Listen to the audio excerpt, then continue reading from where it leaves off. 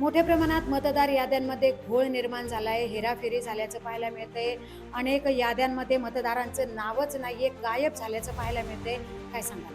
संध्या अहिल्यानगर शहराने पाहिलं की मोठ्या प्रमाणात या नावांमध्ये गोंधळ झाला. जवळजवळ 25 ते 30,000 नावं ह्या वार्डातले नावं ह्या वार्डात आली. मी सांगितल्यानंतर आयुक्तांनी मोठा खुलासा केला. नितीन भुतारे खोटं बोलतायत, नितीन भुताऱ्यांवर विश्वास ठेवू नका. आता आयुक्तांनी खुलासा करावा ना. सर, सध्या 20,000 ते 25,000 नावांची आदला बदल झाली अशी चर्चा अहिल्यानगर शहरात सुरू आहे. या संदर्भात आपली भूमिका काय असणार आहे? सार्वत्रिक निवडणूक 2025च्या अनुषंगाने अहिल्यानगर महानगरपालिकेमार्फत प्रारूप प्रभागांच्या मतदार याद्यांची प्रसिद्धी आपण 20 नोव्हेंबर रोजी केली होती. या प्रारूप मतदार यादीच्या अनुषंगाने काही शंका असतील, काही हरकती असतील तर त्या 27 तारखेपर्यंत दाखल कराव्यात अशा सूचना होत्या. कालच ही अंतिम मुदत आहे हरकती दाखल करण्यासाठी, ती एक्सटेंड केलेली आहे आणि ती जवळजवळ 2-3 डिसेंबरपर्यंत त्याला मुदतवाढ देण्यात आलेली आहे. प्रारूप मतदार यादी प्रसिद्ध करण्यासाठी किंवा त्यावरती हरकती घेत असताना महापालिकेने यापूर्वी देखील सोशल मीडियाच्या माध्यमातून, वेबसाईटच्या माध्यमातून या प्रारूप मतदार यादीवरती हरकती कशा घ्याव्यात यासाठी मतदारासाठी अ नमुना आणि तक्रारदारासाठी ब नमुना प्रसिद्ध केलेले आहेत. ते सर्व सोशल मीडियावर देखील उपलब्ध आहेत. सध्या का वैयक्तिक ज्या हरकती आहेत अमधील, तर काही सामाजिक कार्यकर्ते, राजकीय कार्यकर्ते अनेक नागरिकांकडून गोळा करतायत, गट्टा पद्धतीने ते आणून महापालिकेकडे देत आहेत.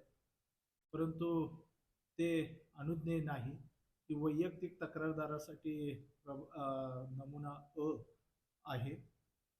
जसे ज्यांना सामाजिक कार्यकर्ते, राजकीय कार्यकर्ते वार्डात असतील तर त्यांना जर हरकती घ्यायची असतील तर त्यांनी ब नमुना वापरून महापालिकेकडे हरकती दिल्या पाहिजेत. अनेक जण मोगम आणि तत्त्वहीन कोणताही आधार नसताना महापालिकेवर आरोप करत आहेत की मोठ्या प्रमाणात बदल झाले, मोठ्या प्रमाणात मतदार मिसिंग आहेत.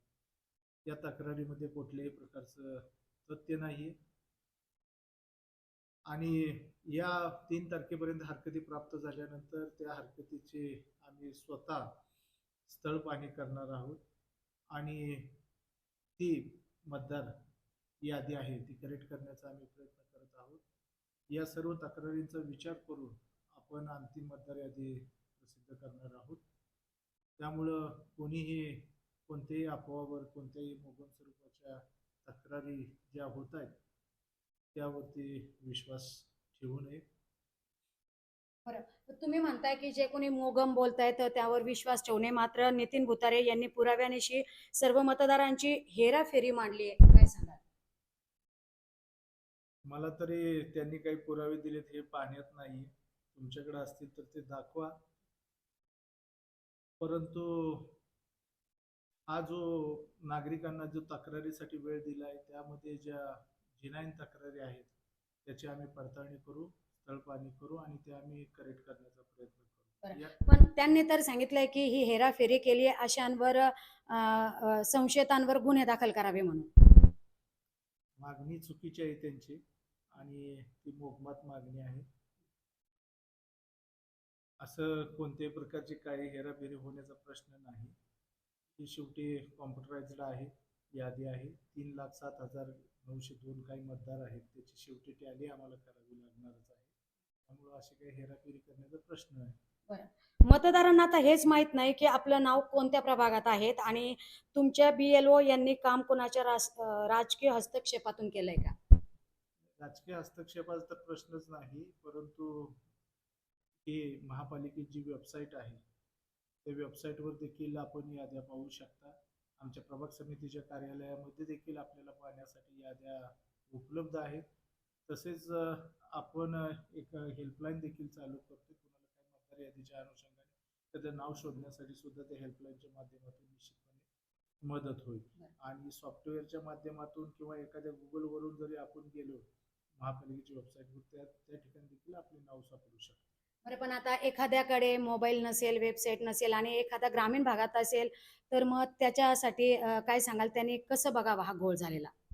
अहिल्यानगर महानगरपालिकेची यादी या शहरापुरती आहे, त्यामुळे ग्रामीण भागाचा प्रश्न नाही. जरी नाही नाही, पण कुणाला नगर शहरात सुद्धा असे अनेक लोक आहेत ज्यांच्याकडे अजूनही मोबाईल नाहीत. ज्येष्ठ नागरिक असतील, काही अनपढ लोक असतील, तर मग त्यांचं काय? त्यांच्यासाठी महापालिकेचे क्षेत्रीय कार्यालय आहे, तिथं जावं त्यांनी आणि तिथं त्यांना हार्ड कॉपीत पाहिजे हार्ड कॉपीत बघता येईल, सॉफ्ट कॉपीत पाहिजे तर सॉफ्ट कॉपीत देखील पाहता येईल. अशी सुविधा आपण महापालिकेच्या क्षेत्रीय कार्यालयामध्ये उपलब्ध करून दिलेली आहे. धन्यवाद सर.